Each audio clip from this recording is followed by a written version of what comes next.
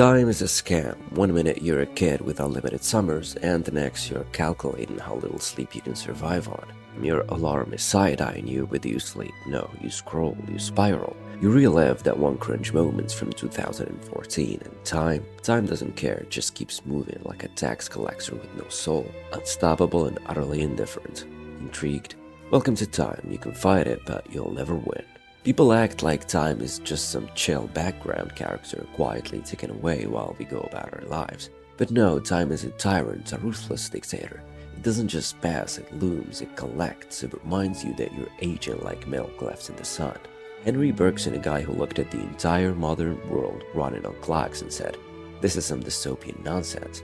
Sure, he had beef with clocks, but we all have our thing. He argued that time isn't just a series of cold mechanical numbers, it's fluid, subjective. Basically, he realized that a minute waiting for food and a minute in a dentist's chair aren't the same minute. I mean, sure, that's a given, but where's the lie? Society, of course, ignored him because, well, capitalism. The world runs on schedules, and if you're not sprinting against the clock, you're wasting time, as if binge-watching an entire season of Steins Gate in one sitting isn't a spiritual experience. Now, Steins Gate isn't just a story about time travel, it's a profound meditation on the futility of trying to control time and the overwhelming cost of attempting to bend it to your will. The protagonist, Okabe Rintarou, starts as this flamboyant, self-proclaimed mad scientist who believes that he can control the flow of time. He discovers time travel, and at first it seems like the greatest weapon ever. You could fix everything, you could undo every mistake, reverse every tragedy, correct every wrong. He might act like the god of time, but when the weight of his decisions crushes him, it's clear he's just as fragile as the rest of us. The difference? He's charismatic enough to make existential breakdowns look cool. But with each jump he makes trying to fix the past, the future becomes more warped, more twisted, and more painful. He's not solving problems, instead he's deepening the suffering. Every attempt to undo one wrong leads to a new disaster. He's trapped in the paradox of trying to rewrite history, but in the process he ends up suffering the consequences of his own hubris.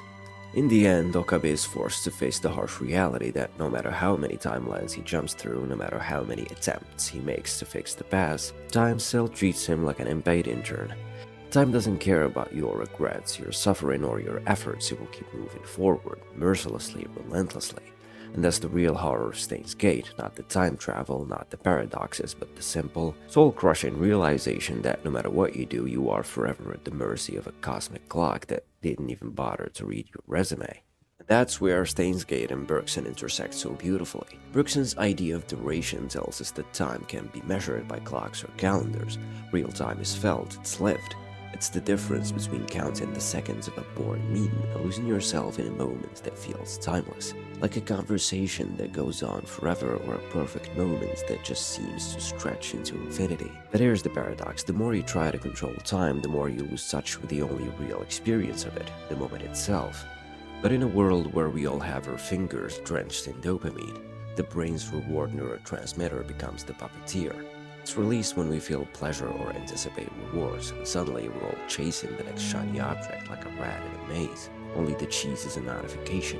This constant craving for instant gratification distorts our sense of time. When dopamine is flooding our system, our brains struggle to focus on long-term goals or even the present moment. We're all stuck in a cycle of seeking quick rewards, and in doing so, we lose touch with the deeper flow of time.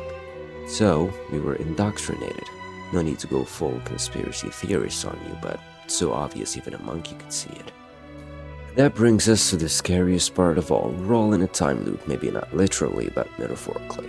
We wake up, go to work, come home, sleep, repeat at the same routine day after day like some cruel cosmic joke, except no one's laughing and the punchline is always that your coffee machine is broken. Society hands us a script at birth: get a degree, get a job, get married, retire, die. Sounds fun, right?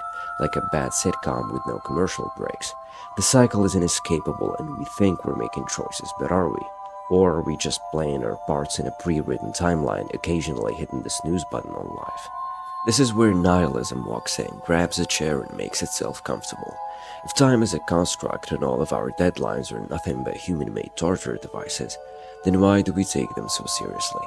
If nothing is truly fixed, doesn't that mean we have the power to rewrite our own timelines? What then is the essence of a spirit? Beaten and worn by the endless grip of something unseen, something ever present, present and indifferent, where its every breath is an echo of a world that does not pause nor bend.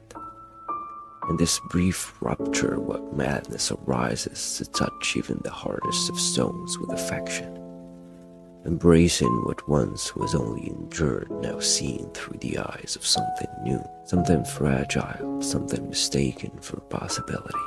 For in each step, the past devours the present, and the future is but the shadow of the now, a shadow forever retreating into itself. And yet how tempting it is, how seductive to imagine the veil lifting,